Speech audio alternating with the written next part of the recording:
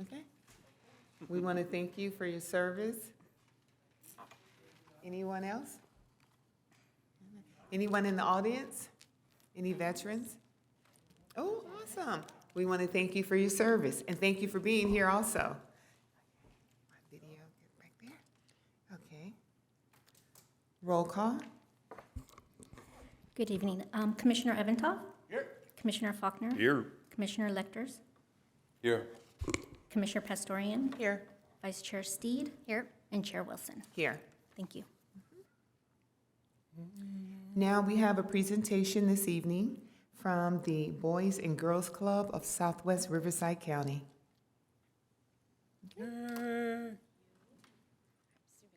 That's our entrance music. Right? I love it. I know I sent some PowerPoints in, but I don't know if they got them. Probably They might not have gotten them. so. Oh, But that's okay. I can do it without them. Thank you guys for having me tonight. Appreciate the invitation and being here and being able to share what we do here in our local communities for the youth and families of Southwest Riverside County. A little bit of history about the Boys and Girls Club. We were founded in 1990, so we've been around for over 30 years, serving the youth in Lake Elsinore, Marietta, and Temecula. We also had our first single standing clubhouse here in on Pujol and Front Street, which we're excited that we are in the works of renovating and getting back online, hopefully here soon. So we fill a need in the community. The kids don't have, thousands of kids just across these three communities don't have anywhere to go before and after school, and we fill that gap for them. So we provide a safe haven for them to go, to be dropped off by their parents, guardians, and we provide care and mentorship for these youth before and after school at our facilities. We are a 501c3 organization, and we are locally governed by a board of directors. Currently, we have 24 directors made up of amazing local community leaders. And we are also locally funded, which some people aren't totally aware of. They think we are funded through Boys and Girls Club of America, and we do receive some funding from them. We get pass-through funds, we do grants or apply for grants through them, but we are responsible for the well-being and financial sustainability of our own organization. So we do that through some program fees, which we keep low, to fill, that need for the families. And we fundraise all year long. You guys, some of you have been to our events that we put on. They fill the gap between what we bring in from our families and what it really costs to run our organization. Our mission is to inspire, enable, and support all youth to realize their full potential as successful, responsible, and impactful members of the community. We work by a set of core values that we share across our organization, and this is how we show up every day. This is how our staff show up. This is how they operate with the youth. This is how we work with each other as a team. And our core values: integrity, excellence, safety, collaborative relationships, and positive impact. So we strive to make sure that this is how we work. As an organization, the culture is very important. We also, we work with an impact model is what we follow. So it's a Boys and Girls Club of America proven model that formula for impact, basically. So the youth who need us most, which are the kids that we serve, plus outcome-driven club experience will equal the priority outcomes. So priority outcomes being academic success, hopefully graduating from high school with drive and readiness for whatever their next step is in life, whether it be going to college or going straight into the workforce, whatever that might look like for them. Good character and citizenship, so being engaged as a citizen, being included in the community, and being engaged with strong character. The third one being healthy lifestyles. So we focus on diet, healthy diets, lifestyle choices, and long-term commitment basically to fitness overall. And those are the three priority outcomes from that impact model. And just because this is the REDI Commission, I wanted to focus a little bit on diversity, equity, and inclusion in our organization. This concept has become increasingly popular, and by promoting DEI, we can work to improve the lives of all individuals and provide them with the tools that they need to thrive. The culture, again, is really important to kind of getting to that point and working that way as an organization with everybody from staff, members, board members, the volunteers, our committees, so that everybody is on the same page and operating in the same way.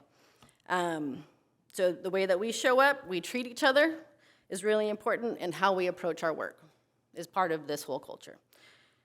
We create awareness, and we are very intentional with our actions to make sure that we are operating in this manner.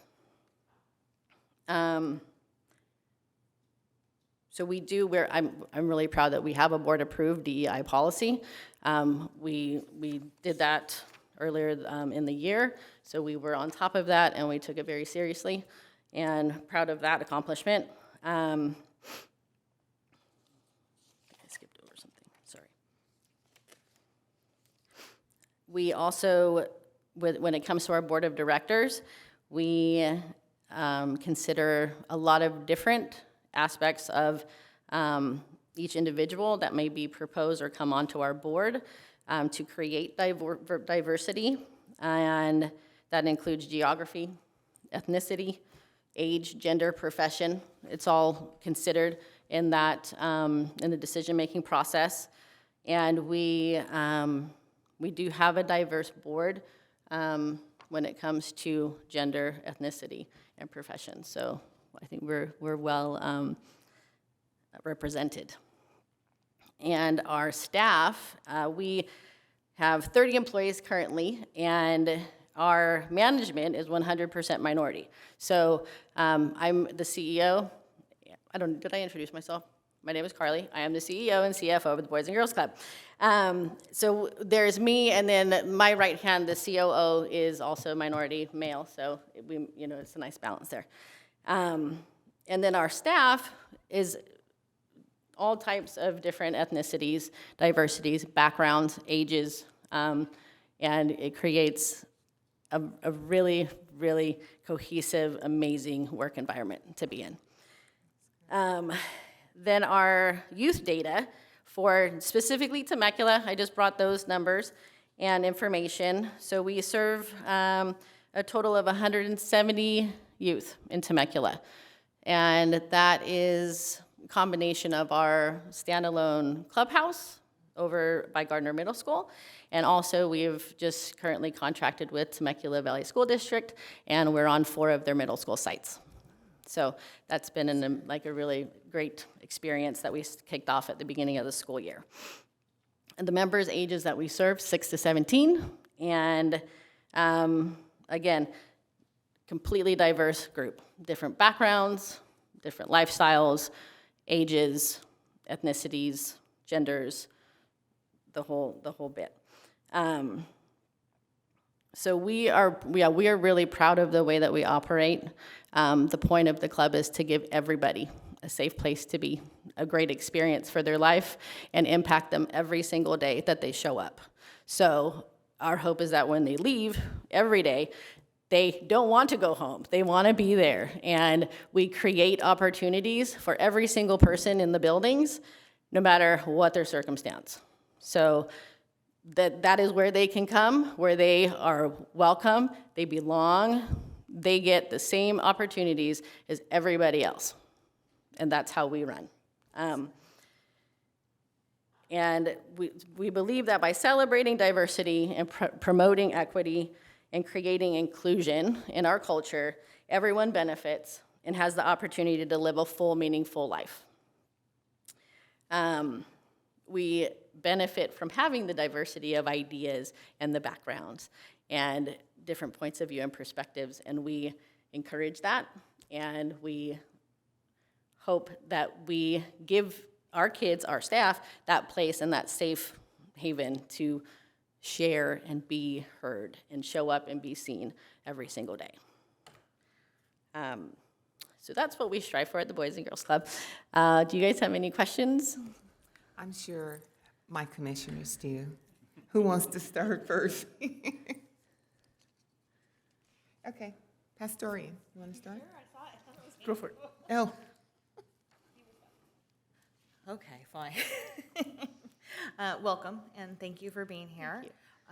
Your work with the Boys and Girls Club does not go unnoticed in our community. I work in education, and so seeing how you service our kids is really, really important. And I definitely saw that as I previously was on site at Gardner, so I know that parallel pretty significantly. So I do have a couple of questions, though. So the first one is, what type of trainings do you offer both your staff and volunteers specifically to get them introduced to the DEI concepts and how to create that inclusive piece for your program? So for the employees, when we do our onboarding, it's built into the onboarding process. It's something that we do need to continue to grow and build on to, do trainings. I just came back from a conference where they had, the breakout sessions on DEI and different ideas of how you can train on it. So still in the works, we have continuous work to do, but that's where it first starts, and just promoting the idea of the way that our culture works, and behavior-based, so certain behaviors are not tolerated at all. There's no, we will call you out and we will talk about it, and it is unacceptable, both from anybody. So that's great. With regard to the portion of programs, since you've adopted a policy, what did it look like prior versus how does your inclusion piece in your hands-on program with the youth, how does it change? What does it look like now?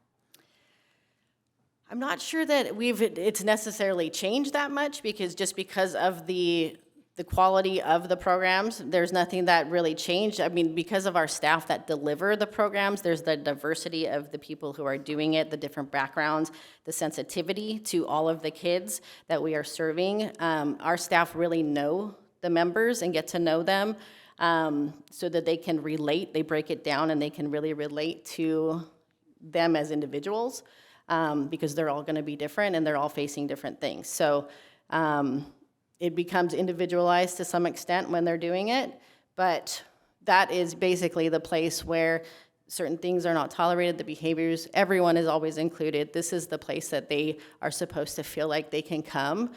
School can be rough, we know that. It's a scary place sometimes for some kids, that they can come in there and everybody that's in that building has their back. They will support, they respect. We don't all have to love and get along and just, be best friends, but there's a level of respect and caring that has to take place. And that's what we hopefully are teaching them. I think you're being successful at that, certainly with those that are open to that, because I definitely see that a lot. So know that your work is making an impact for sure. The last question I have is in terms of celebrating the diverse culture and creating that fluidness, how or have you started integrating that into the program? Training. I don't think you can train people enough in just really transparency, openness, communication, people's ideas. We can start at one level, and then once we get input from all of these different backgrounds and different perspectives on ways that we could potentially deliver the programs differently based on the members at specific clubhouses, because each site even has different circumstances for the cities that we serve. So kind of looked at in different hubs, but overall giving staff the room, because a lot of our staff are younger too, so they are on a different level with these kids, and they relate to them differently than I would. So giving them the space to kind of base the programming, the core function of it, and what the ideas that are encompassed in it, to then go ahead and tweak it as they need to really get it to the kids that they're serving and the age groups that they're doing. No, I said that was the last question, but I lied. I'm going to have one more. So granted, you're saying all, but that sometimes is hard to do with certain populations, especially our neurodivergent population sometimes. And so do you have resources on site to either A, handle that, or to B, provide them a avenue to continue to pursue that would help? Say that one more time, I'm sorry. So when you say serving all, right, it can be difficult sometimes to serve the entirety of all of our youth population Right. because of various impacts that they may have, specifically neurodivergency. So when that happens and you have that, you may not necessarily have the abilities to provide that care, or, again, trainings and backgrounds and stuff. So do you have resources on your site that could potentially point those families into a place that they could get care? Yeah. Or after, okay. Yes, we do. And like our club staff there, they know that if there's questions like that, they maybe don't have access to them right away. They always direct them to us, to the main office, where we definitely partner with other community organizations or trainings, Riverside County Office of Education, all types of things that we can give them as resources as well, and guide them, and actually give them the contact information to connect them with the right service organization. Fantastic. Thank you so much for being here. I appreciate listening to what you do and getting a better understanding of that. Great, thank you so much. And I think Commissioner Adam. Okay. You have a question? Okay, go ahead. Thank you so much for being here. Thank you. I'm a big fan of Boys and Girls Club.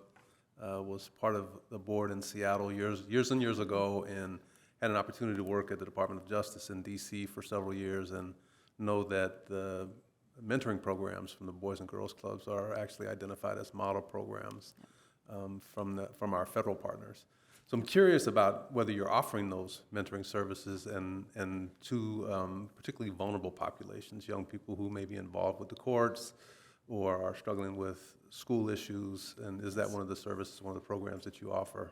We do, yes. Awesome. We run it at the Temecula site, just that one site specifically, and we do get that funding, yes. Excellent, excellent. The second question, and I only have two. Sorry. That's okay. One of the things that we are learning, I work with large systems in child welfare, and one of the things that we're learning, even programs that have been around and been very successful, like Boys and Girls Clubs, is that we need to connect with people who are experiencing our work, our services.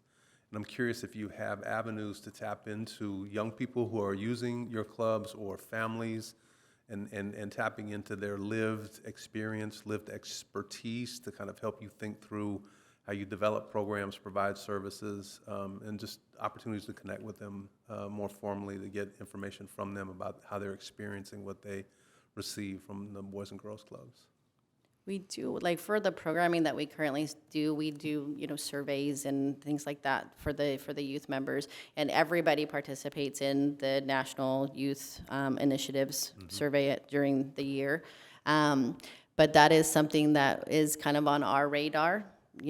That's the best feedback. You send out information or you meet with these families. Luckily for us, the club directors have amazing relationships with our parents and the kids. So they get a different level of comfort, education, knowledge about each family's circumstance. But we do want to focus more on specifically, what can we change or how can we improve? How can we better help to fulfill the need that our families have. Excellent, excellent. We're also learning that giving them space at the table with us in boardrooms, in planning meetings, and those kinds of things is quite effective. So thank you very much. Thank you. Thank you. Commissioner Steve? Hi. Hello. Thank you for being here, Carly. We had a conversation earlier in the year. We sat down, we had a great conversation about your services and what you're doing, and I know you have an amazing board. I have several really good friends on that board. I love that you now have a DEI policy. I think that's wonderful. I did not see it on your website. Is that something you're It may not working- be up. Okay. Thank you. So yeah, I noticed that that is not on there. And I think that's really important, obviously, for people that are looking into your organization. It's also good for the youth that attend, so they know it's in writing, and for the parents. I know that Crystal brought up special training, and I know that you have a diverse staff, you have a diverse board, but I also think that as you delve more into this DEI space, you'll become more conscious that we sometimes have unconscious biases that we learn about every day when we're open to this work.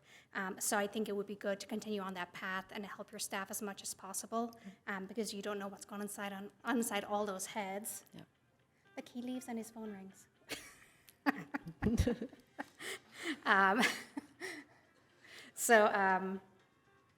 Okay, so I think it would be good to just keep following up on that DEI aspect and making sure that your staff continues to be trained, and even your board continue to have those conversations that, it's really good to have a DEI policy, but also kind of walk the walk on top of that. In regards to demographics, I know you had mentioned you really have a lot of children of all different age brackets, socioeconomic backgrounds. Do you have data on the demographics of the children that you serve? Is that something that you guys collect? We do, yeah. Okay. Yes. And it broken down into income levels, household structure, gender identity, and then ethnicity, race as Okay, well. that's wonderful, because we just had Michelle's Place here, and they're just starting to do that work, because it really helps them when they're applying for grants. The Yes. space has kind of changed where that's really important information now. And then one other thing, we talked about, different demographics of, children from all diverse backgrounds. Do you do like National Hispanic Month where you celebrate a culture? Because I think that's a really good tool to concentrate on a culture for a month, and that way you're educating your youth, and the more we learn about other cultures, the more we're open and we're educated, and these kind of issues kind of go away the more we know about people. Right. So that might be a good way for you guys to work in that DEI space while educating your youth. So there's that. And then I also saw that you guys have a bunch of resources on your website. We do. The Trevor Project, Friday Night Live, Mental Health Initiative, and so on and so forth, which are all amazing resources, and I kind of read into what each of them offer. Do you go beyond having those on your website? Is it something that you reference towards the parents? Is it something you give education on, or how far into that do you go? So we just recently created those pages, and because we want to work more closely with local other community-based organizations and service organizations, and those resources that other families need that we may not be able to provide, or ones that they need on top of our services. What we find, some parents are really direct. They'll openly tell you that they're in need of certain things. Some are not, and they don't openly want to share certain details, and we respect that, and we're sensitive to that. So this was kind of our way to put the information up, so that if we maybe thought that they may be in need of additional services or a connection to one of the organizations on our site, that we could just direct them to the page and then let them read through. So we put enough information that you would at least be able to kind of figure out what they could do for you. Right, yeah. No, I love that you have those resources. Again, different families deal with different things, and it's always good to be able to point them in the right direction. None of us are experts on everything, so I appreciate that. And thank you for all the work you do. My son was in Boys and Girls Club many years ago, and you guys have a great program, and it continues to get better. And congratulations, I know you just had a huge fundraiser and made a ton of money. We did. So good Thank you. Commissioner Faulkner? Yes, ma'am. Thank you, Madam Chair. Want to say thank you for coming tonight. I'm a product of Boys and Girls Club back in the day when I grew up in Memphis, Tennessee, so I know firsthand that great work you do, or I would be sitting up here, right? Nice. Yes. So I really like your engaged position on engage, inspire, and empower. So those three words are really really great to make sure that our kids are centered around that.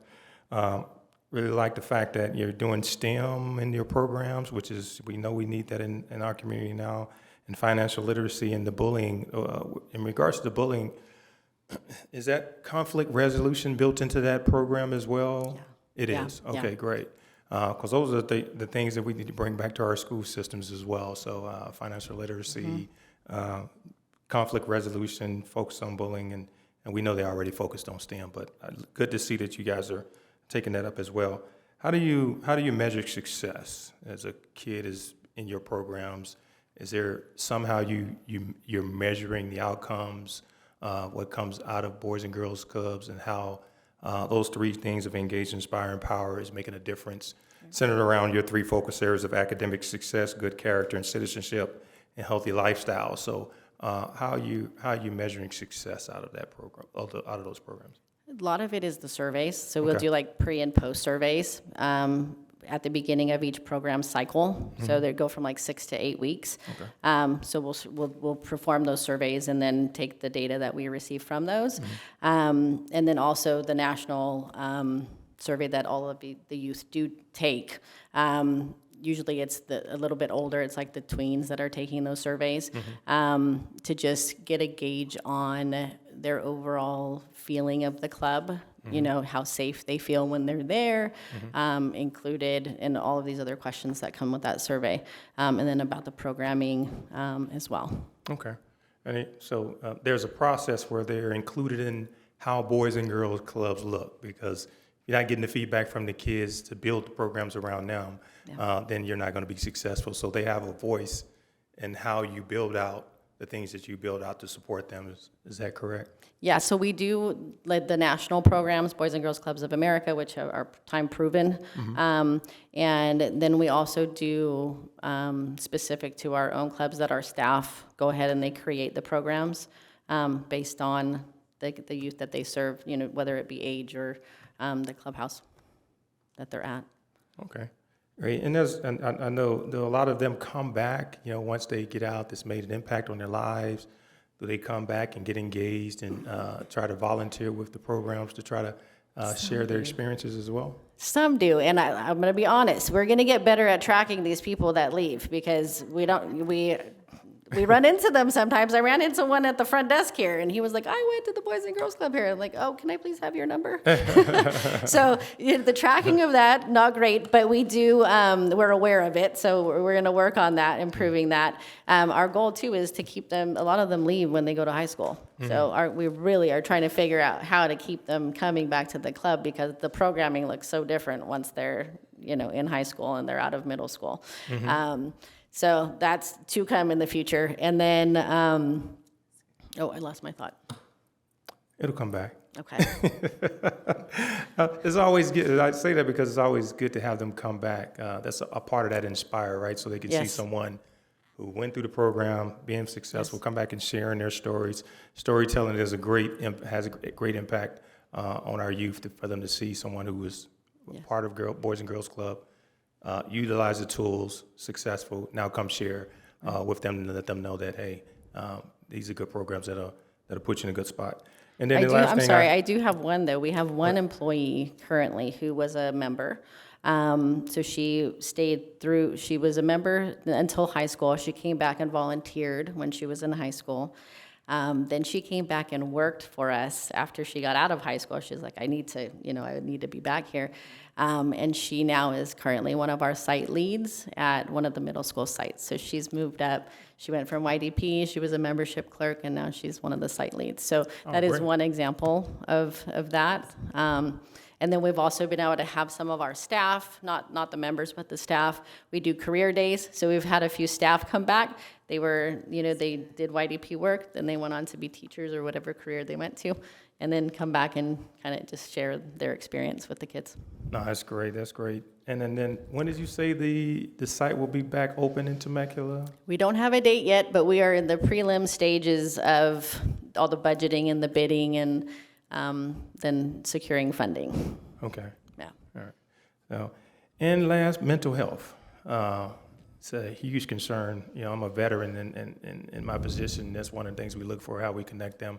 Are you guys seeing a lot of issues and concerns with the kids that you come in contact with? And do you have the resources to make sure they're connected to mental health services when you see that in them when they're in your facilities? Yes, especially since COVID, lots of changes. And we were we were lucky enough to start, we had a program during that time, so we even noticed the difference between the kids who actually came to the Learning Hub in COVID and the ones who didn't. Just because they had a different experience. They weren't completely isolated. So yes, there is a difference. We noticed the clubhouse directors, the behaviors have changed dramatically. We are very aware and we work with the kids to focus on that. And just, I think, being just the awareness in itself is really important. And being conscious of that when you're working with them. And then everybody's circumstance was different when they were in isolation. So some were not as good as others. Yeah. So we are aware. We have recently connected with a mindset coach so she's going to come in and run programs. She's kind of connecting with each clubhouse just to see what those clubhouse directors are noticing in their particular youth groups, so that she can tailor it to their specific needs, what their interests are, and then help to promote positivity and growth mindsets.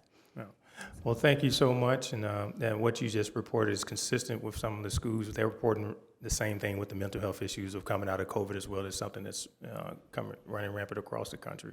That's why there's a need to hire a whole bunch of mental health providers to try to get on top of that. Madam Chair, I'll pass it back over to you. Okay, thank you so much. I appreciate you being here. We appreciate you being here. I just want to applaud you for your DEI, for your onboarding process, because I think everyone is focusing on DEI this year and the previous years, but it's one thing to really implement things and make them a part of your core values, and it looks like that's exactly what you're doing. And as I stated before, my son was in Boys and Girls Club. It was my safe haven when we moved here. He had no friends. I had no friends, no babysitter. And after school at Gardner, he would walk right over to the Boys and Girls Club. He would get his homework done. When he got home, he could relax. So I appreciate that. And then you guys kept him involved in sports over the summer when it was time for flag football. Even got my husband to be a coach, a volunteer coach. So yes, it is very important, and we're so glad to have you in our community. So it's good to know about all the different features that you have and how you guys are really changing your core standards, how you onboard your directors, and you're making sure that everyone has a seat at the table. And I think that's what's most important. So thank you for being here. We appreciate you. Thank you, guys. It was nice being here. Have a good night, everybody. You too. Okay. Do we have any public comments? We do not. Okay. Consent agenda. I'm going to make a recommendation for the approval of the commission minutes from October the 13th. Who's going to make it? I wasn't here. I'll make a motion. Second. I have a motion from Commissioner or Vice Chair Steed and a second by Commissioner Faulkner. I'll go ahead and take the roll call vote. Commissioner Eventov? Aye. Commissioner Faulkner? Aye. Commissioner Lecters? Aye. Commissioner Pastorian? Aye. Vice Chair Steed? Aye. And Chair Wilson. Aye. Thank you. Should I vote if I wasn't here for the minutes? I wasn't here. Okay. Okay, next down to business. We're going to receive a presentation. Okay, perfect. Receive a presentation by the ESRI regarding Geographic Information System and Equality Data Layers. So, Madam Equity. Chair, we're really excited about this presentation as Jackie comes up. It's hard to believe that in January, this commission will have been in place for 2 years. And the time went really, really fast. And in that process, we also completed nationwide the U.S. Census, the American Community Surveys data got updated. So a lot happened in the last 2 years, and from the very beginning, this commission has been focused on when we get updated data, we really want to see if we can have a dashboard and just be able to be in a position where you can analyze specific data associated with specific segments of our population and then make recommendations on directing programs and services in the most effective way possible based on that data. So today, the city already has Esri as our GIS consultant. And today we have Jackie with us. She's going to actually go over some information for you in regards to equity data layers and how we can use that equity data to deliver effective programs and services. And what we're really looking from you is, in addition to understanding the information, the types of services that are available, if there's some sort of specific data that you're looking for us to track, now would be the time to go ahead and make those types of recommendations as well. So we'll be listening attentively. And with that, Jackie, it's all yours. Thank you. Thank you. Well, thank you for having me, and I want to say good evening, Commissioners, Madam Chair. So I won't be before you long. I just have a short presentation to go through, and let's get to it. My name is Jacqueline Scott. Everyone calls me Jackie. I'm a senior account manager and also a government lead for the Racial Equity and Social Justice team for Esri. Esri, does anybody know Esri as a company here? Okay, awesome. It stands for Environmental Systems Research Institute. And with that, I'll go into a little bit more about what Esri is and who they are and what they do. We have a short agenda. Who is Esri? Taking a geographic approach to equity work, Esri demographics, the Esri maps for public policy, and being able to visualize, overlay, and analyze your data. Also, then I'll go over giving you some resources, and then we'll have time for, I guess, some questions. So Esri is a global leader in geospatial and mapping technology. It enables organizations in 160 countries around the world.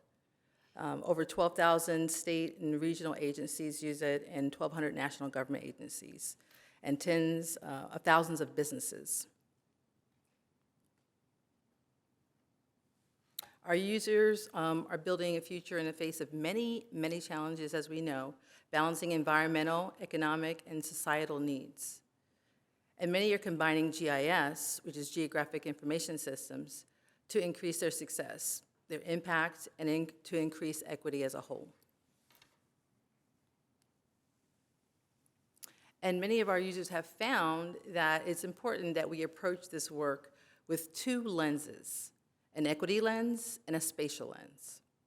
So we want to take a few minutes just to talk about, what those lenses are and why they matter and what it means.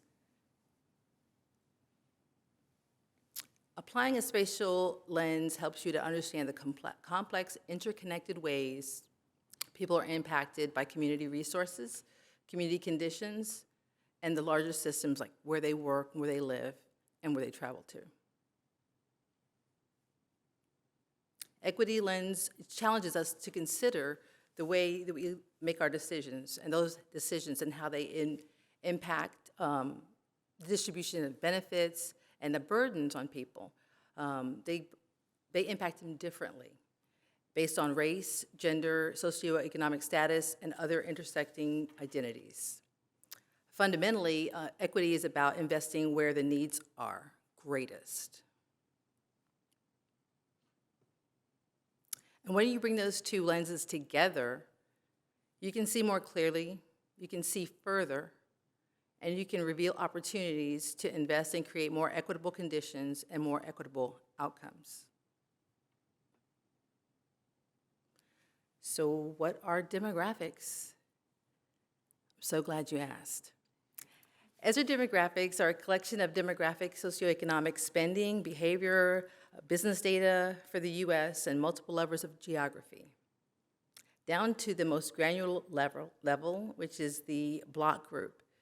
And for reference, the block groups represent about 1,500 people or 600 households on average. And here's just a light list of the types of organizations and sectors that use ESRI demographics.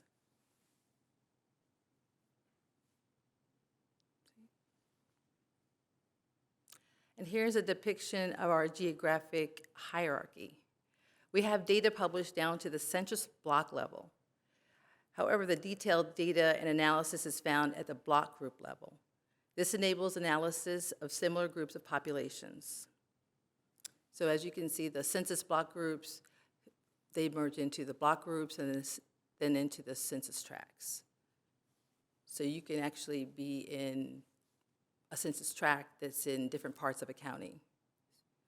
It doesn't, zip codes don't even factor in. You can go zoom in by a zip code, but if you go by the census block group or tract, they will be different.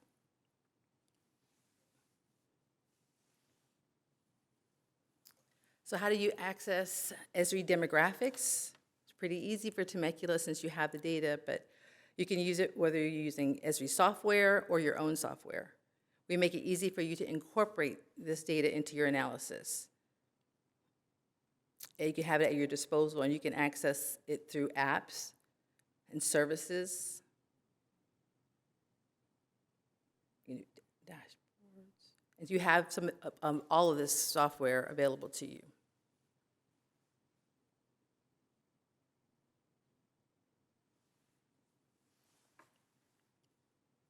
And we understand that not everyone is a GIS expert, and you definitely don't have to be. Maps are an incredible tool to help you bridge the gap between data and those who need it to make decisions. So for example, policymakers could more effectively allocate limited resources if they knew those resources where they were needed the most. This way you're not playing a guessing game. You have where the gaps are. You can be able to see it on a map.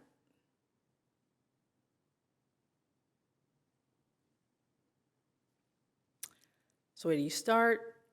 Well, first of all, the ESRI maps for public policy, they're kind of my favorite.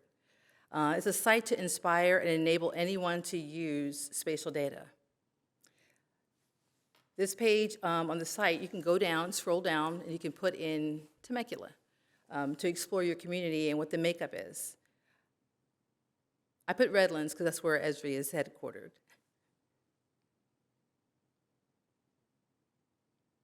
And I will say that ESRI has been in business for since 1969, and by Laura and Jack Dangerman. So they are now the president and vice president of the company. And they are a debt-free, privately held company, and they're committed to sustainable growth. Our software is called ArcGIS, and it's a comprehensive and scalable digital mapping and analysis software. There's about 5,000 employees for ESRI all over the world. And like I mentioned, their headquarters is in Redlands, California, just up the street. We invest 30% of our annual revenue back into R&D, research and development.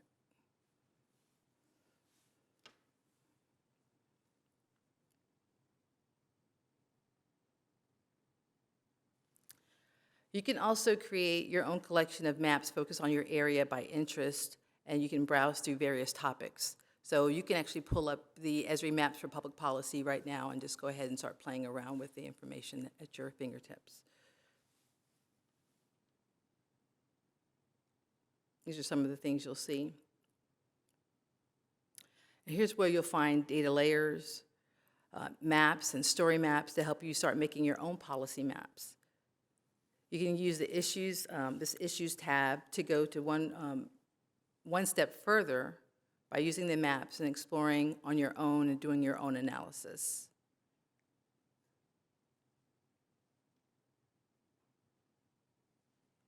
Now, this is some animations, but sometimes just visualizing data on a map is a great place to start, but you got to keep going. You can overlay related data sets to see if there's any obvious patterns, any gaps. Keep asking questions, and maybe you'll think of another topic that you could overlay as well. Then keep going. Use the powerful analysis tools within your desktop software that you already have, and ArcGIS Online, which is the cloud-based mapping software, to see other patterns. If you look here, I know it's going pretty fast, but you can see hotspots, you can see the dots on the map, but then you can also see clusters.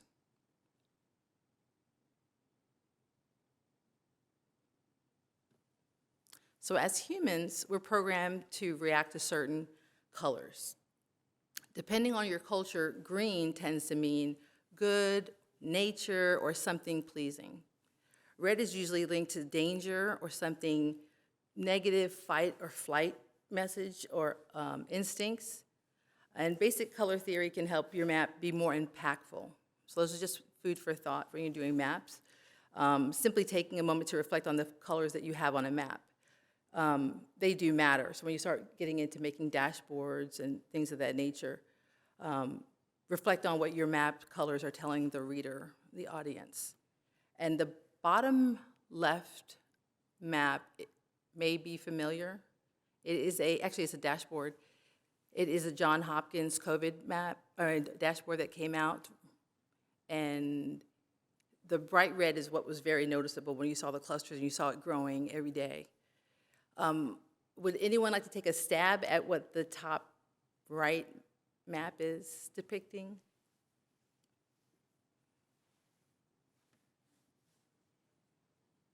Well, I'm sorry, what was that? How many people? Where the COVID cases were. Nope. Nope, and it's a state in the United States, but it's not California. No? Looks like Texas. What was that? Forest fires? No, that's a good guess, but it's the Grand Canyon. It's the deaths at the Grand Canyon. And I know that it's pretty morbid, but it's actually those hexagon patterns. You can actually zoom in. You could probably Google it too, map of the Grand Canyon deaths. And you'll see numbers on the hexagons. And as you keep zooming in, then you'll see either how they died. And those points represent where they died in the Grand Canyon. I see 10. I see a number 10. That's in that particular spot, that's actually 10 deaths in that spot right there. Wow. I know. But see how impactful it is. It's a red in color, so it takes, you got your attention, and then you zoom in to find more information, so you see exactly how. There's a narrative. It'll pull out, you see what deaths they were, when they were, and how they died. And most of the time, it's people just taking pictures. I'm on the edge, and then they fall. But some were murders as well. And I have never been to the Grand Canyon. So this is really important. I've actually seen this before because when they decide on where they're going to deploy sources for safety checks or fencing or any of those kinds of things, because they have limited resources, they're not going to fence off the whole Grand Canyon. So they're going to use data like this, as morbid as it is, Yes. to go ahead and deploy those resources in the most effective way possible to affect, to negatively, or to mitigate negative impacts. Thank you. So let's go to a lighter. I thought you were supposed to be motivating us. You pulling us down. Don't drain down my energy with that doggone slide. Apologies, but not everything is going to be good news, but how you depict it, I get it. So there's no one answer when you're using these colors for your maps. But so I'm just trying to tell you that you need to be conscious of it and try to use different color ramps when you're making your maps. The map here shows where veterans are not within 45 minutes of a VA hospital. The map uses red to highlight areas that are underserved by being outside of the 45-minute threshold. Areas in blue are more accessible. This is a nice use of red, white, and blue for veteran, which I happen to be a veteran. Yes, sir. Huh? Air Force. That's the best one. I said, first of all, I said no comment on Air Force, but Navy, the Okay. best service in the United States of America. Go ahead.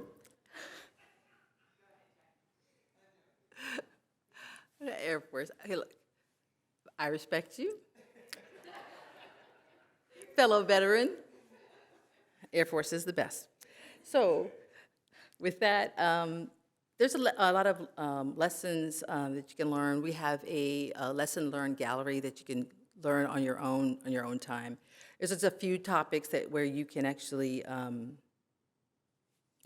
start playing around with yourself about some of the data and the demographic portfolio. This is also free. And what was the other one? And then if you want to do a deeper dive, you can talk about our U.S. overview of our data, because it's a combination not of just the census, but also the ACS data. A lot of times we just had the 2020 data census done, and we updated it. We have the current and then 5-year projections along with our data, and it is very current. A lot of times when they do the ACS data, it can be up to 2 years behind when they do their estimates. It can be 2 years when you get the information. And so ours is we're trying to be current at all times. We have a team of demographers and in different regional locations, and they've been doing this work for 40 years. So if you want to know more about our accuracy and our study, our methodology, that is all available to you with those links. And with that, are there any questions? I'm sure. Yes. Commissioners, before you get into questions, I do want to go ahead and share that there are 3 departments at a minimum currently that are working together with ESRI. So information systems, our IT folks, Damien's here from there, and obviously I'm working on it from a REDI perspective. And then Matt Peters, our planner, who's doing the quality of life master plan.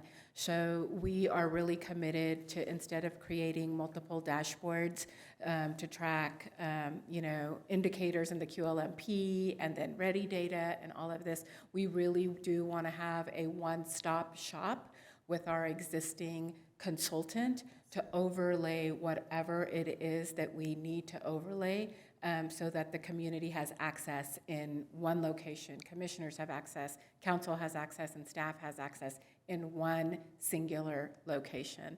Now with that, I will warn, there is a ton of data, hundreds and hundreds and hundreds of fields that you can track. However, if you go to that level, you are basically tracking nothing because your information is so overlaid that your storytelling about the information or any of that gets really super complicated. Okay. So we want to be mindful of what are the top 10 things that we really want to track, or the top 15 things that we really want to track from a planning perspective, from an IT perspective, from a REDI perspective, from a public works perspective, and then see if we can't identify some patterns in that, and then use that information, use those recommendations to track what we really need to, knowing we always have access to the rest of it. Okay. So that's how the dashboard will be built out. Okay, great. Thank you so much for that information, because I think the commissioners needed to hear that and before we prepare with our questioning. And who would like to go first? Commissioner Adam? It's more of a wish list, and some of this stuff, no doubt, you guys already have it. So don't know if this is possible that you can track some of this stuff, but here we go. Number of trees, tree density in an urban forest. Yes.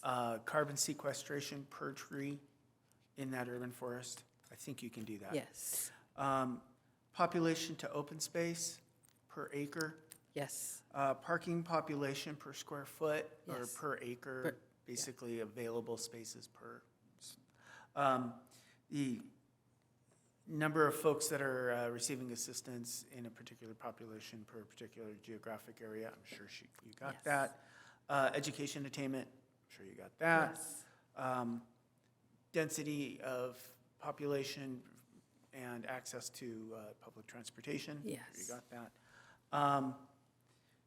Let's see, storm response and calls for service or storm water failure in number of incidents. Yes. Say, I figure you guys know all this stuff. Transportation point to point. And this goes to the next thing, which is response times per geographic area. So time it takes to get from X to Y. I'm not sure how one tracks that necessarily unless you're doing, It's spatial temporal, so Yeah. it's space and time. you're right. And then, of course, response times per areas. And then that's it for me for now, but I'm sure these guys will come up with a lot more. Yes, so it's yes to all of those. When you mentioned the storm drains and the trees, Public Works is where we were originally, like, that's the main local government where we were based. And then we grew out of there, different departments. So when it comes to storm gauges, we're there. Roads, you name it. I say trees too, because you can do your tree density. You can also do your tree canopy. You can do by species. So yes. And it goes to, and the reason I ask is because it goes to climate action plans, but also if you want to do future development, certain trees, I know this sounds a little in the weeds, so to speak, but they attract certain types of birds, then you have to figure out nesting periods and getting into all of that, and then you're into CEQA stuff. So Yes. that's what I was just asking. All right. Our founder, Jack Dangerman, they were surveyors, but they also had their own landscaping business. And that's That was a where his. nursery. Yes, it's bread and butter. And he is very meticulous about our campus on Redlands. He picked every tree, species, bush, you can name it. And actually, I think he changed the climate in Redlands a little bit, at least where we work, because it's so green and it's so humid, more than anything else. He's got little ponds and creeks. He's very meticulous when it comes to the environment. We need to do a tour of the grounds. Yeah. And you got a new train. And you got a new train. Yeah, that's right. All right, thank you. You're very welcome. Commissioner Lyman? Thank you so much for the presentation. I am not a data person, but I learned a long time ago that data do matter. So we need to make sure we're paying attention to it. Yes. I work for a national foundation, and one of the things that we're doing is very similar to this kind of geo mapping and using it to create community opportunity maps. And so while we track the hot spots, the danger spots, the food deserts, the things that are that people are struggling with, we're also looking at it in relation to where the opportunities are, where the resources are for those families. And one of the things that we've talked about in relation to the quality of life master plan here is it matters where people live in Temecula, right? So on certain side of the freeway, certain neighborhoods. So I guess, I don't know if I have a question, but I guess it would be kind of a wish list for me that we would look at it with respect to the demographics and the opportunities that people have access to. So I guess it's not really a question, but it's really putting that out there. Can we take a look at some of that stuff to, that is a question. I just said, can we? So can we, sorry, I'm fumbling with this, but I've seen the effectiveness of community opportunity maps and how they can really inform us, making sure that no matter where people live, they have access to the resources they need. Thanks. Absolutely. Agree. Definitely doable. Okay, Commissioner Faulkner? Thanks, Madam Chair. In my job, working with veterans, we do these overlay maps as well when we do our environmental scans, try to figure out where we need to go in to connect veterans to resources. I like that one map where you showed Those who in the blue were close to the connection, and those in the red were more in the rural areas, away from, like we say, the flagpole in the military. Those who are close and those who are far away from the flagpole. So that's good to see. That's something I'm going to probably reach out to you in my job, because that's something we're looking at as well. And the other question, ESRI, ACS, and census all pour into, do you pour into them, or you are separate from the census and the ACS data? that We they use? pull from them. You pull from them? Yes. Okay, so, So that's a baseline. We have that, and we add to it. oh, you add to it? Okay, Yes. great. So, no, it's good. It's a good tool. I'm glad to see it. And I know we've been seeing maps and some of the briefs here in the city that show some overlays and things like that. I don't know if it was Esri where you got those guys? Yeah, and it's really important that we don't necessarily want to do a homegrown dashboard per se, because we don't want to necessarily we don't have the resources to constantly be updating data on our own. So the best thing to do is to connect through, the ACS or a census, and just always have access to that current data, because Esri is the one that's updating it all the time, or it's automatically updating. Gotcha. Well, no, that's all I had. I mean, it's good to see this. I haven't heard about Esri before, but I've used ACS and census data all the time, but I just didn't know that you guys were an extra resource that can do these map overlays and can really help us drawing on things here locally within the city. So look forward to those specific areas where we can use in the race, equity, diversity, inclusion space to Yes. continue to make the city better. So thank you. You're very welcome. Commissioner Lyman and then Commissioner Adam. I did have one question, sorry. I'm curious about you mentioned the distinction between zip codes, census tract, census blocks. In the work that I do nationally, it's almost always zip codes. So I'm curious about, is there a value difference? Is there a better way, why it was broken down that way? Because you can have different census groups within a zip code. So it depends on what you're looking for, what you're honing in on, and if you want to get a more holistic view. But a lot of people do just go by zip codes because that's what they're focusing in on, by zip code. Some are doing it by cities, and they want to know by households, the neighborhoods.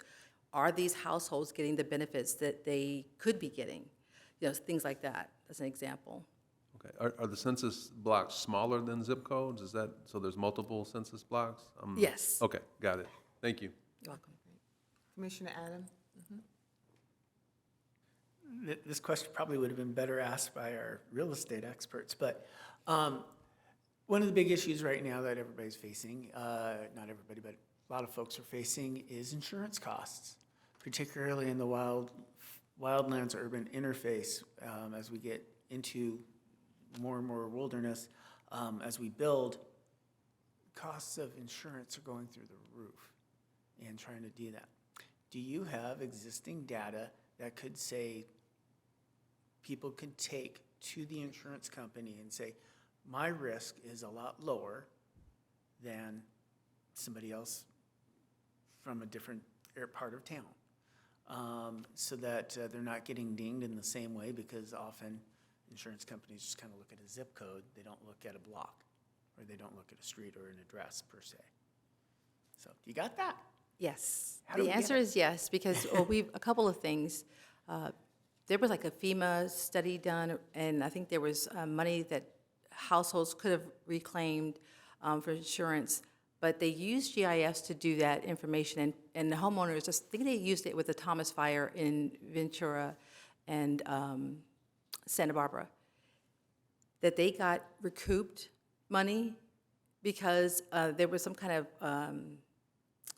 statute, but USAA uses the software as well, especially when there's a emergency, whether it be a hurricane or a fire, and they try to make sure that the homeowners are being taken care of. But they do a lot of this research and analysis with using our software, because location does matter.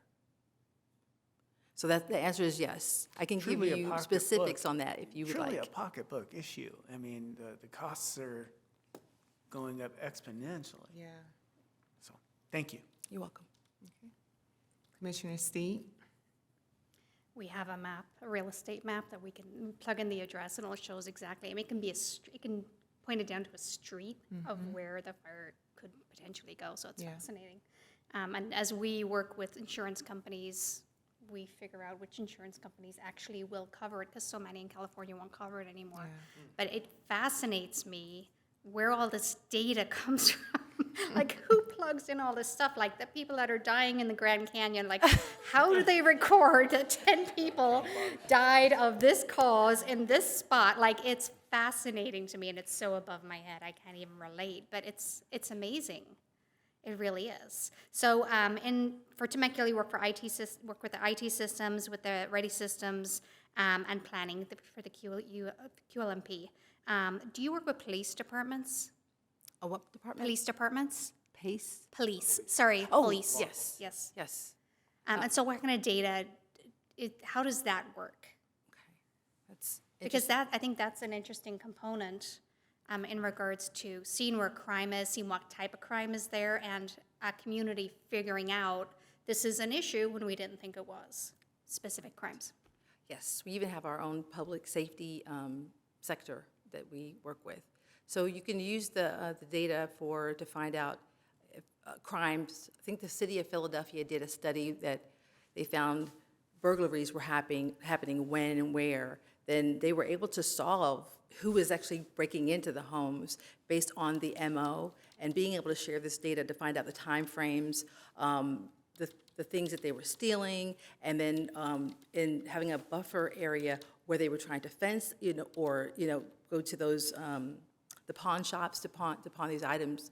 So there's a link to those, and then we have a thing called knowledge, where we actually can take information that normally people wouldn't look at. It's here, it's there, it's in a report, but they pulled it together to be able to find links to that, so they can go ahead and say, oh, now we can find a pattern, and then they were able to go ahead and arrest the culprits. So there's a direct link there. They use it for drones.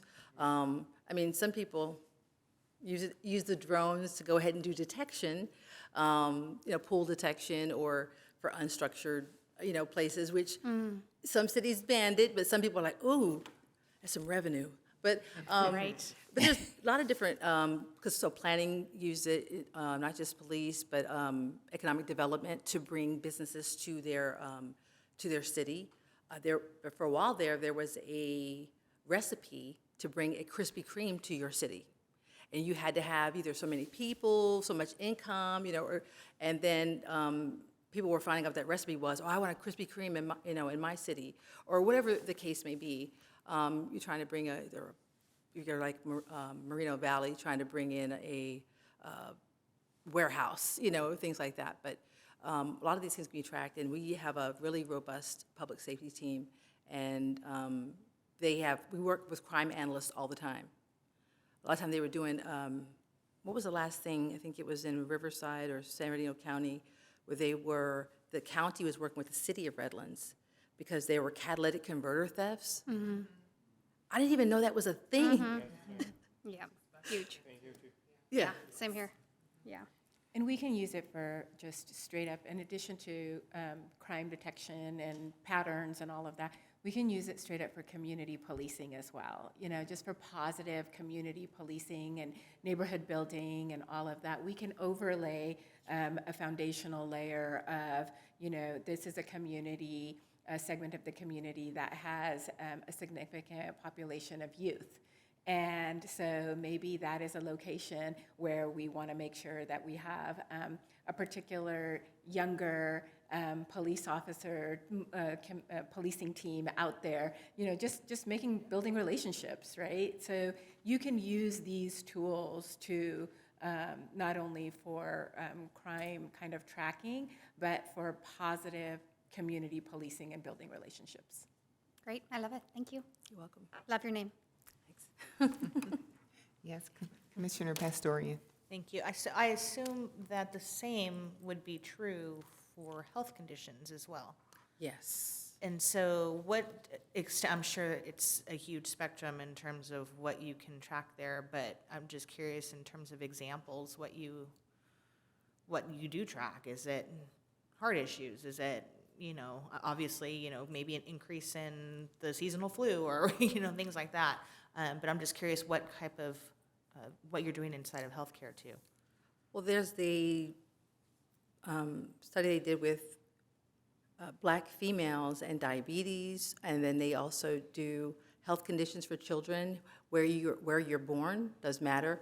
Are you near a freeway? Do you have trees? If you don't have trees, are you experiencing a heat index, so where it's hotter in the summer, so you can't breathe? So there's a correlation between where you live, what you're next to, and then your health conditions. And then, so that we're tracking that as well. Do they track disability as well? Mm-hmm. Interesting. That would be really, I think, very telling in terms of, I think our city specifically has always had sort of we're sort of a mecca, right, for autism because we have so many resources. But it'd be interesting to see what other things we're also showing now that the needs have grown. What does that look like? Is it more than just autism, or what are we seeing? Are we seeing a higher increase in, youth or people with ADHD now, or that kind of data would be interesting because then we would know how to expand our resources locally. So I think that would be fantastic. Yeah, it's great work. Exactly. Thank you. A lot of cities and counties are trying to see how healthy their city or county is. So I just had one quick question. I'm sure we have data that can track where not only low income, but where are some of the patches in the counties where there may be a greater need for people to have services that they don't have. Is there something like that? Maybe you might know the right terminology, but is there an area in like Riverside County where there are low-income people, but there's a particular area where there's no hospital? The schools are not good. And that way we can know where the funding needs to go to build up so that they can survive in the mainstream like everybody else. Can they track areas like that in our county so we can do better in areas that are less fortunate? Yes, and the county is endeavoring to do that, just that. Okay. Working with the county social services, and they want to know, they're trying to combine age, race, your income, and they want to see what services you have available to you. And then also what they're finding out is that people, they have benefits or services they could have, but they didn't even know that they were even eligible. Yeah. And so they don't want to miss anyone. And so they're trying to make sure that there are no gaps, and where are the existing gaps and where they can go ahead and serve. They're trying to, they call it the interconnected services. Because what happens is you have all these disparate systems that don't talk to each other. But you can pull it all together in a map. You get your location, your GIS can be that common thread to be able to see where those gaps are and where help is needed. That's good, because if we have all of this data, but we're still missing the point and the need, then it's useless. I just feel with all the capabilities and all the data, we should really be focusing on those that we could truly make a difference in their lives and in their area. So I applaud you and your company for doing that, and thank you for being here. I know my commissioners thank you too for being here. Thank you for your time, I appreciate it. They would have asked more questions, but Randy said 10, so Adam took basically all 10. No. It's fine. No. We just wanted to get some general recommendations from you. I actually want to invite up our Assistant Director of IT, Damien, because some of this information we are already tracking. We are just going ahead and now with intent starting to create a consolidated dashboard. And one of the things that we know for sure it's that we can use all of this information for is to target our communication and outreach, right? So instead of sending something to 41,000 households that really describes a service or program that is going to impact 25%, why don't we double up on sending that information to that 25% twice, right? I mean, so that's kind of the where we're at. But Damien, if you want to give a little overview of some of the things that we're already doing, that'd be great. Sure. Thank you, guys. Thank you, Randy, and thank you, Jackie. Appreciate you coming out. As I was listening to this right now, I was kind of fascinated, that some of you hadn't heard of Esri, because we here at the city use it, all the time. And so I wanted to make sure that you guys understood that, it is something that we're already doing, some of the stuff that you were asking about a second ago when we talk about trees. The Public Works Department recently did a large tree inventory, and we've got that information in GIS. We work with the police department, the fire department. The police department does a lot of their own stuff, but they often come to us for different mapping. So there's a lot of stuff that we're doing, and you can find a ton of it on the website. If you go to temeculaca.gov, the website, /GIS, or you can just search for maps, you can find a ton of information and a ton of data that's already layered there.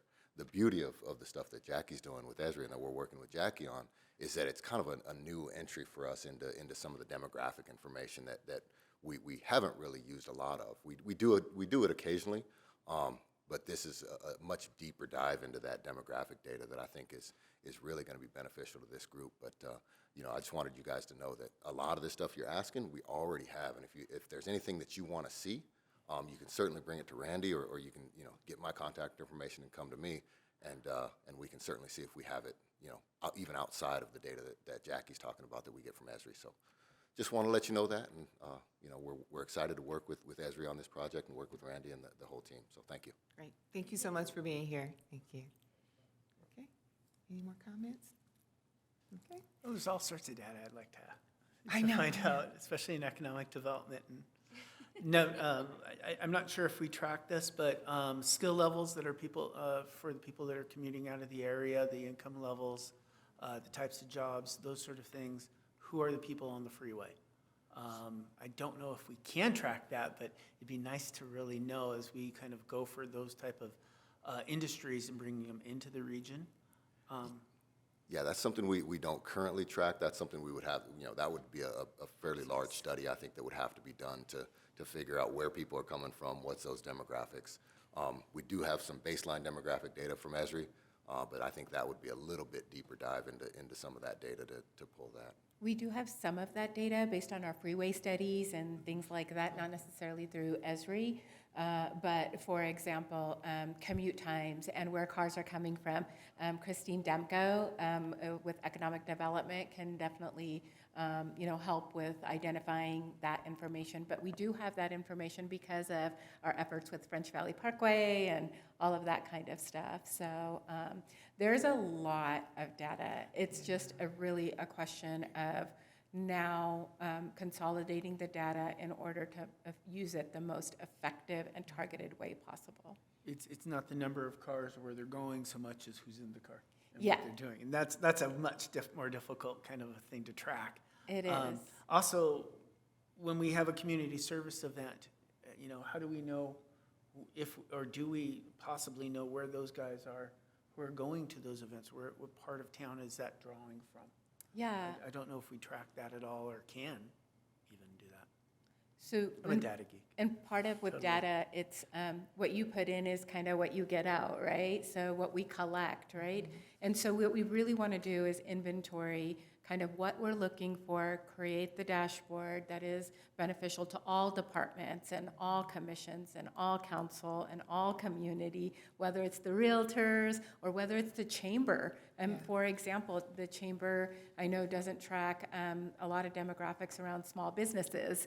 And I know there's been conversation around that, but this could maybe help some of our polled data might be beneficial to the chamber as well. So we can really partner for all segments, whether it's residents, whether it's businesses. We can, partner for all types of residents and businesses in our community. Sounds good. Yeah, thank you.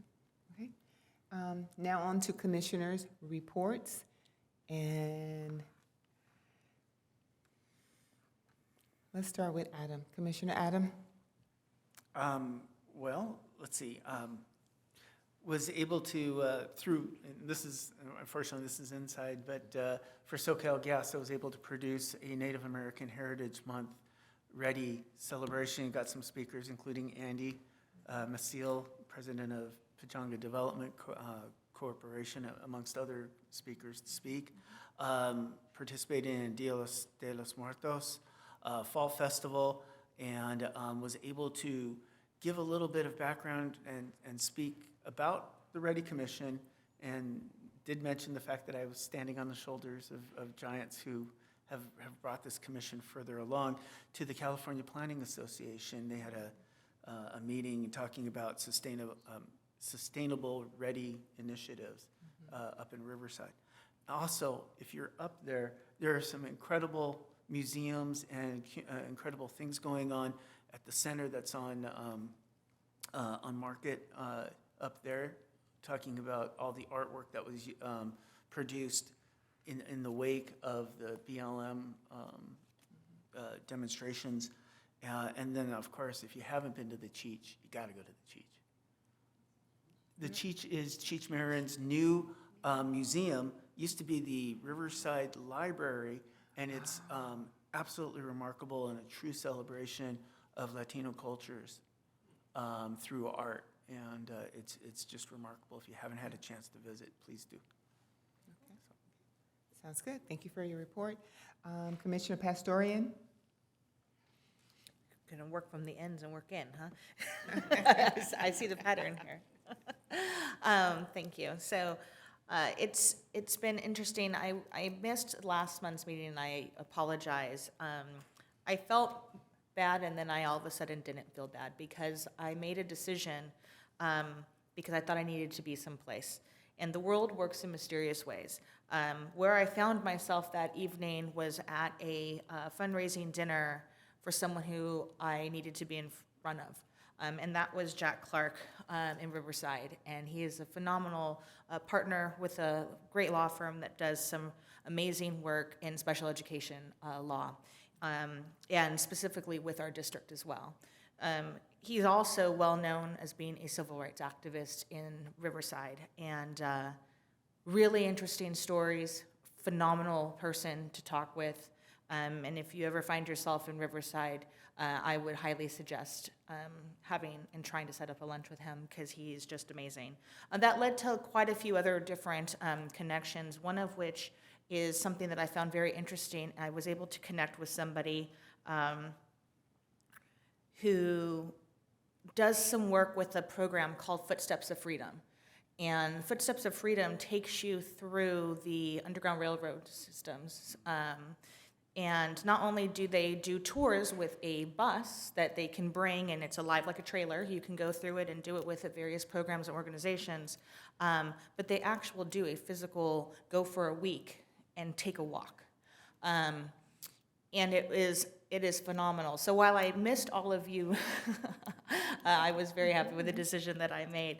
And it was actually very, very interesting. What you may not know about me is that I am currently as well in school, and I attend an HBCU. And it is a phenomenal place, even though it's online, to get some incredible exposure to culture, and what that means. And I'll tell you what, the connections that you have and the connections that I made that night to a wonderful woman named Rosalie, who works with Footsteps of Freedom, was because we are both HBCU people. And it was phenomenal to have that sisterhood immediately. And so it's there's lots of resources out there, and I would encourage everybody to keep looking and digging, because you find all kinds of stuff that's right here in our backyard. The other and it's not so much I guess the other piece I've been doing is peeling back layers in different places throughout some of our organizations and different things.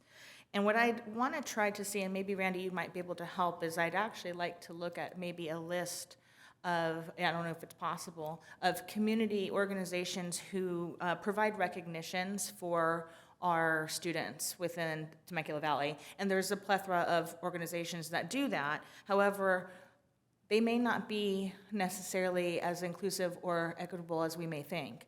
And so reaching out to those students in special education to provide them the same access and opportunity that they provide those in general education would be something that I'd really like to see.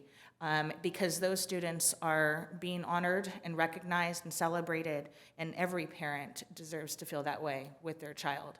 So if there's a way to to look at that in terms of what organizations are doing that, that we're currently, that we might know of or partnering with, that would be a really great thing, so we can start maybe piecing that together. The last thing also, and it's come up in a couple of circles, and again, I don't have the answer, but I figure this is the forum to throw it out there, is the Southwest Riverside County handbook for special needs resources that was presented by the city of Temecula back in 2012. Is a PDF currently online through our city and yet has not been updated for quite some time. And that is a resource that we consistently refer parents to, and it would be great to figure out who, whether it's here or there or somewhere. But my recommendation from a REDI perspective would be if we can start the work to update that information to be presentable to our members of our community. Okay, thank you. Commissioner Faulkner? Thank you, Madam Chair. Had a chance to go out and support the art off the walls at the Merc. Just seeing all the different artists, and there was an open mic there. There was a piano on the corner where people could come in and just play the piano off the street, even if they didn't hire anybody. Just allowed it to be open. And there was some good talented citizens of Temecula there playing, and people were dancing on the corner, and that was a great event. It was good to see the art there, and then recognize those who did a great job. The one lady who won did a artistic painting of the city hall from the other side of Old Town with the sun's coming down, and she did paper. She used paper to actually fill in the artwork, and it was amazing. So she won first place. So that was good. And then, I was off Monday, so I said, okay, what am I going to do with my time? Let's go around and see some things around the city. So community mission, I had a chance to go to Community Mission of Hope to see, I was going to volunteer to stock some of the packages they sent out, but they had enough volunteers. I said, okay. So I did a tour over there, and they do great work over there in supporting food insecurity and wraparound resources for our citizens as well. So a great setup they have over there behind Jefferson. So if you have a chance, if you haven't been over there, a great opportunity to go over and get hands-on experience to see what they do. And then from there, I had a tour of Michelle's place. We've had a brief here, but I haven't had a chance to go over and actually see the facility. So, man, what a wonderful, beautiful facility they have over there. How they've reshaped the facility that they're in to make it really open, and as soon as someone walks in, someone's on you to make sure you're welcome.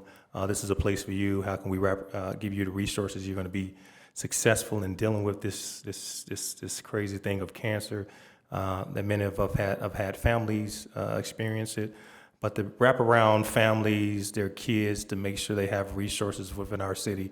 What an amazing program. And they're not only doing it for Temecula, but they're doing it for other cities outside of our city, so making a huge impact. So definitely recommend if you haven't been over there. What a great experience of going over there and see what they do for our citizens here. And then they give you the history of the story behind why it came about, and they have a wall with the history and the timeline on it, and the photos of survivors and everything. So it just really energizes you coming out there to know that they're taking on that great work in the city.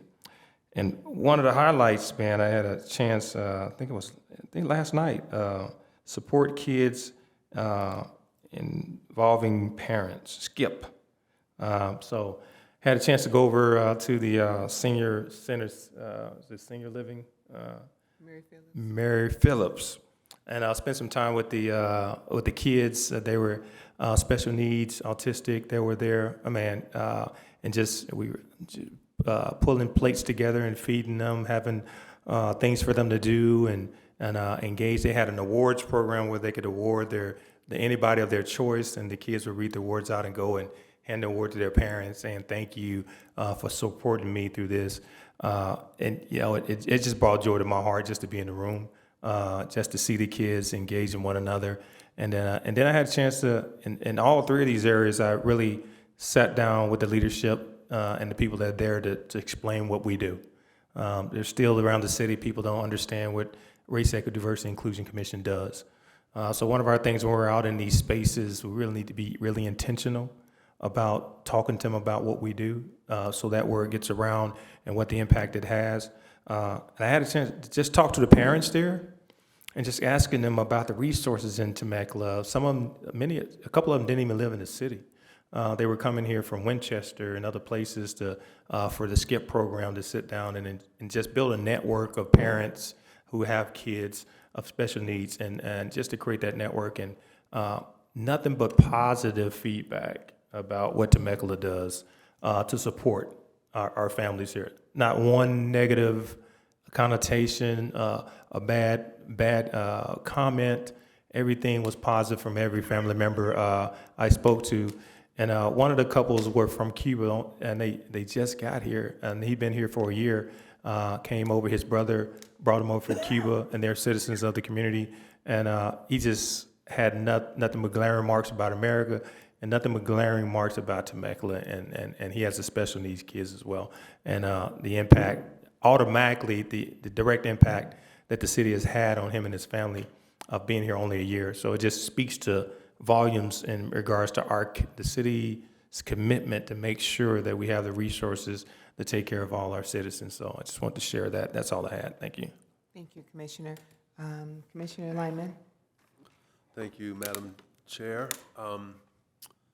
So first, earlier this week, I had the opportunity to visit the Interfaith Council of Murrieta and Temecula, and ran into our colleague, Vice Chair Steed. And so I will actually not say much about the meeting itself, other than to say that Vice Chair Steed represented us incredibly well, so did exactly what you just said, Eric, around talking about the commission and how important it was, and it was well received, a great conversation.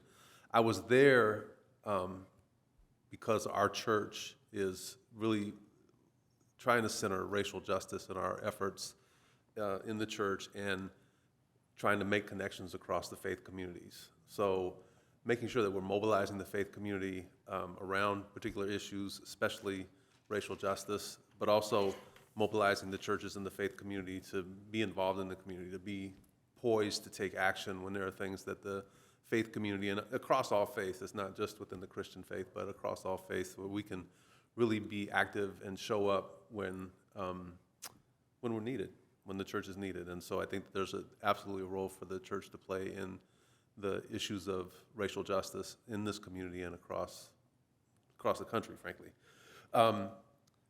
So that was a great entree, I think, and my purpose there was to really ask them what they were interested in terms of action. And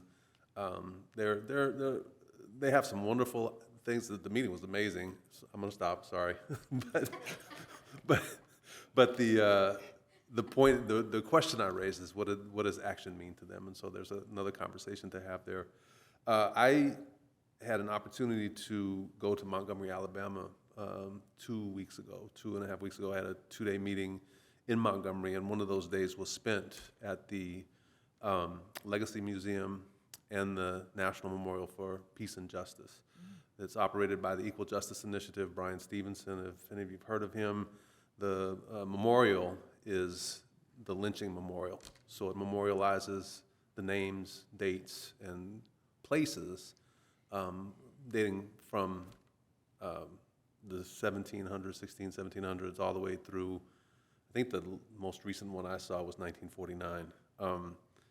The lynchings that have happened across our country, as many as they can document.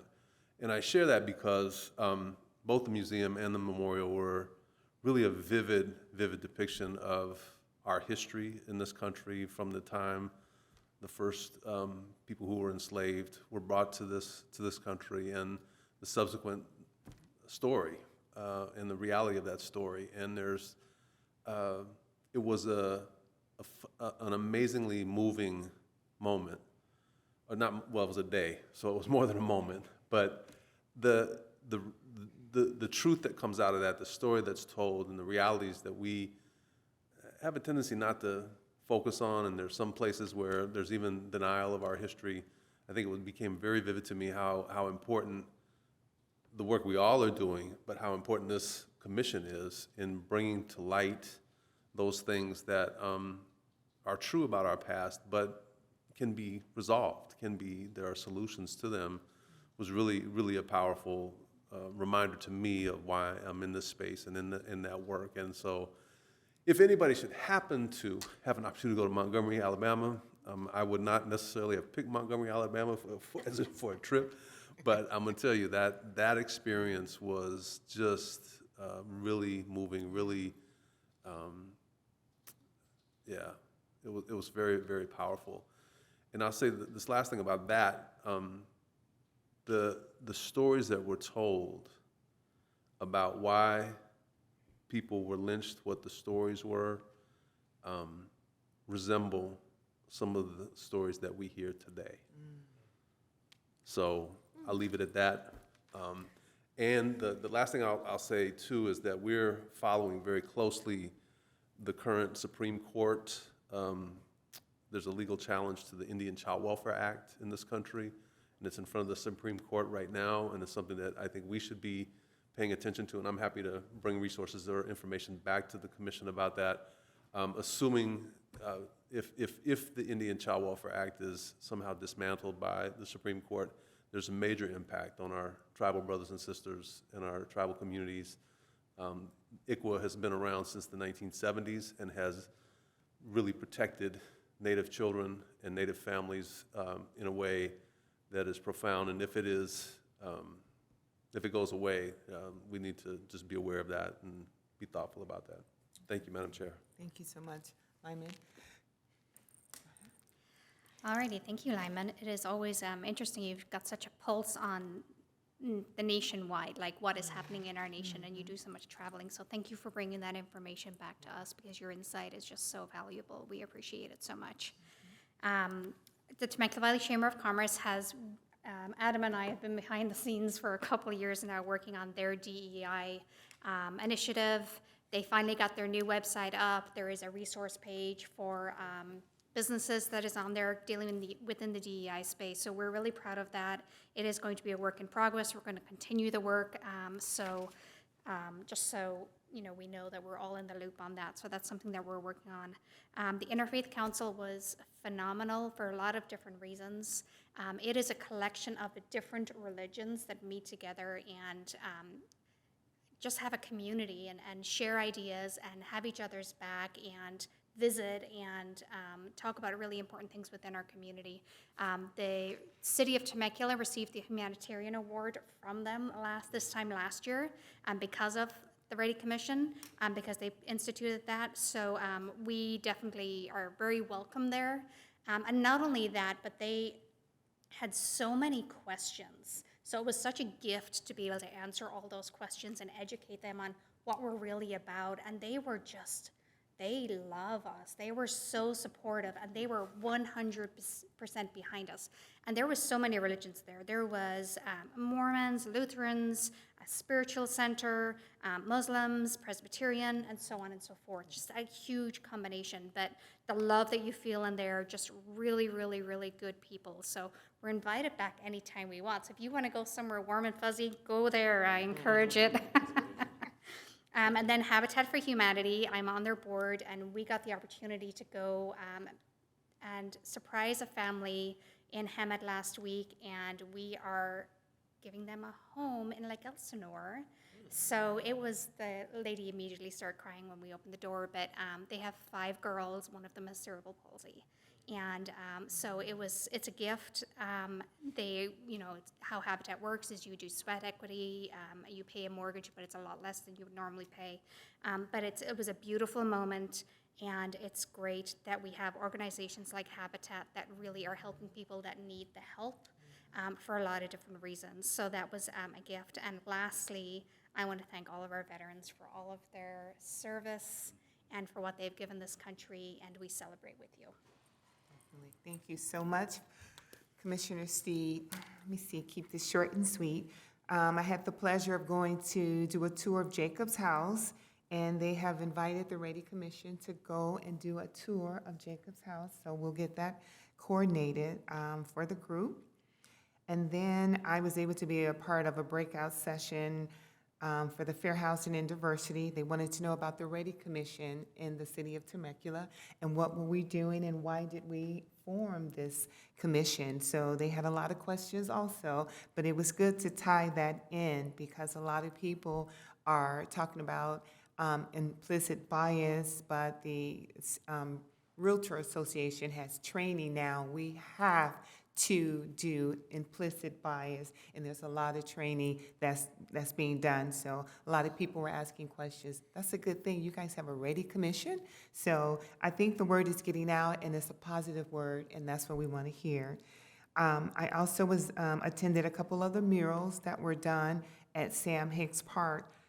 Also recently, I think maybe 2 weeks ago, we had the unveiling of a lot of painted utility boxes in Old Town Temecula. So I was on the committee with probably about 10 other people, and I think we went through about 80 pages of painting.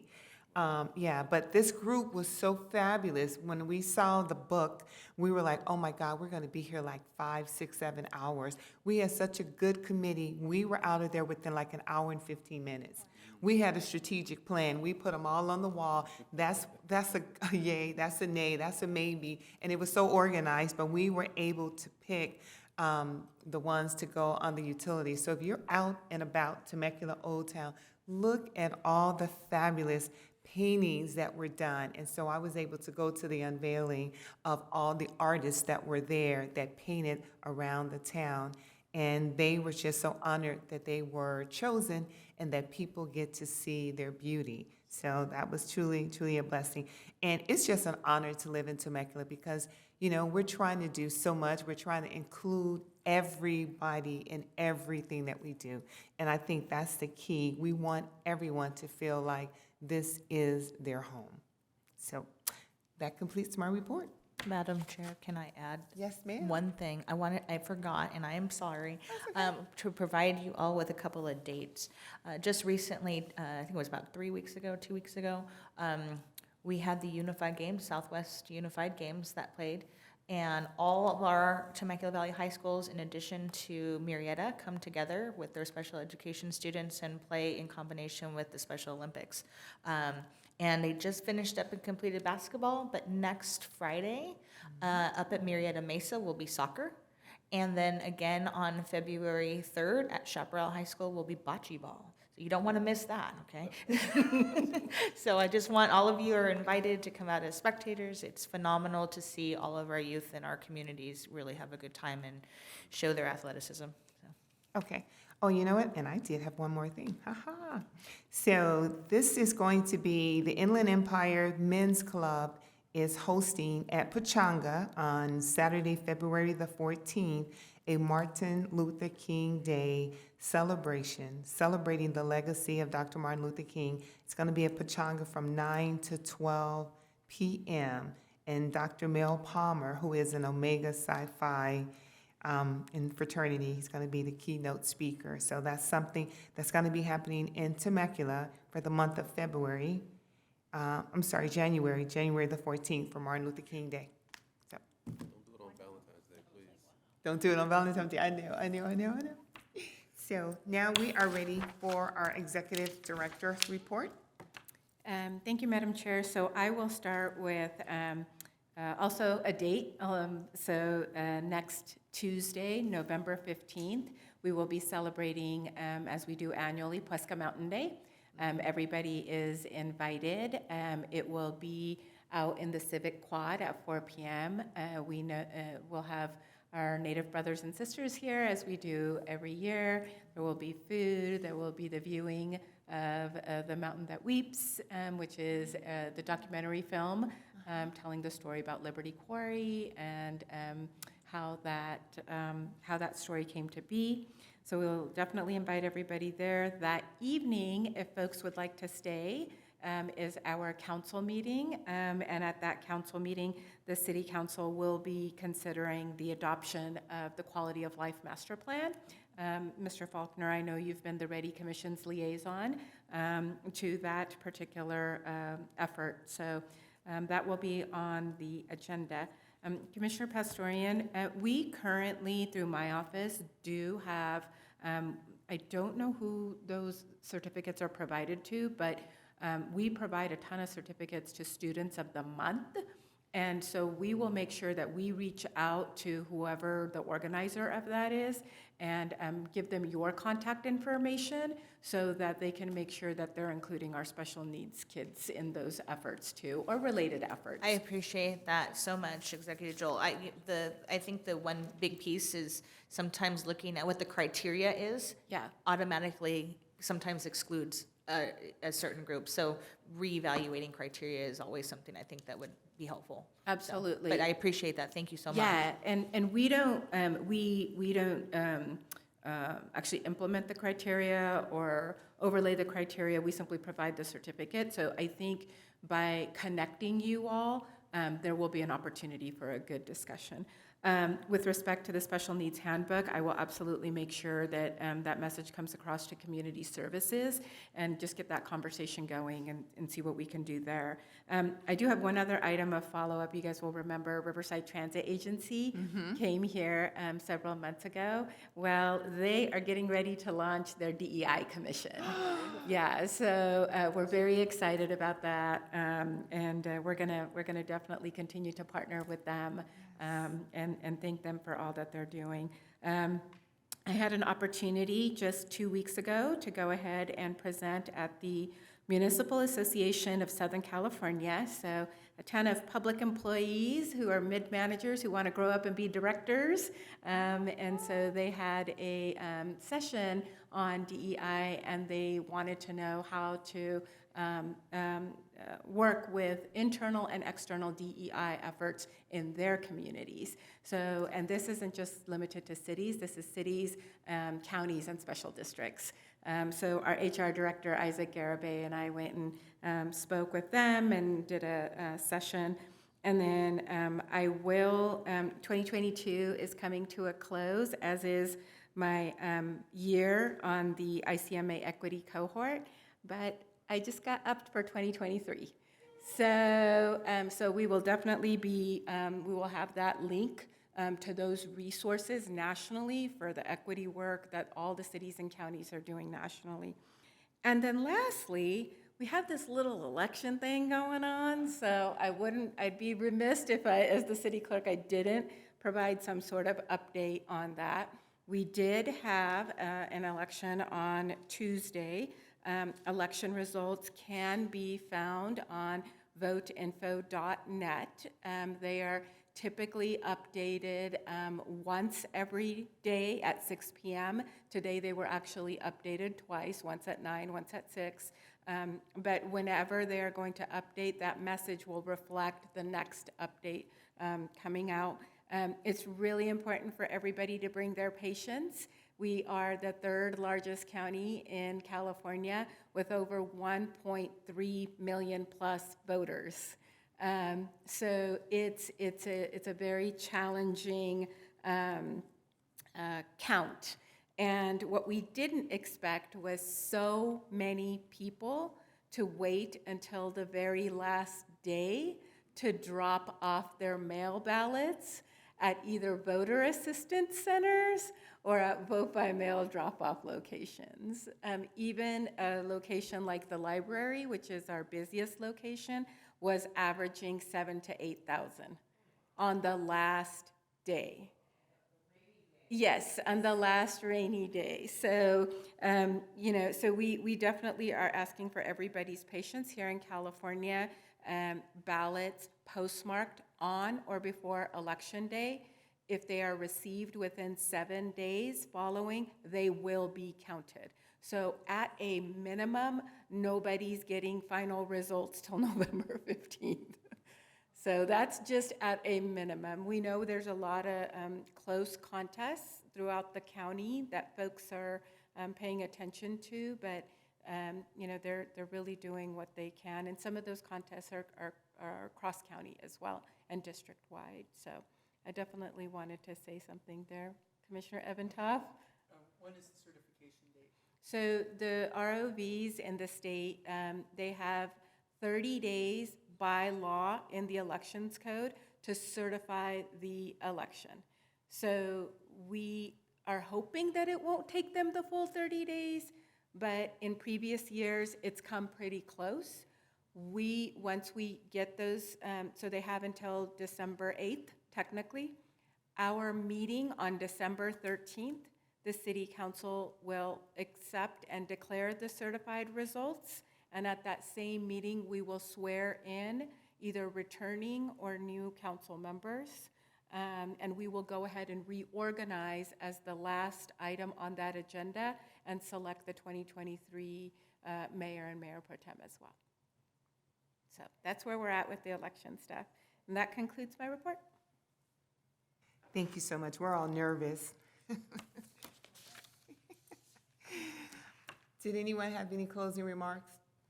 Faulkner? I know we said Veterans Day, but I want to make sure everybody know today is United States Marine Corps' birthday, so hoorah, Semper Fi.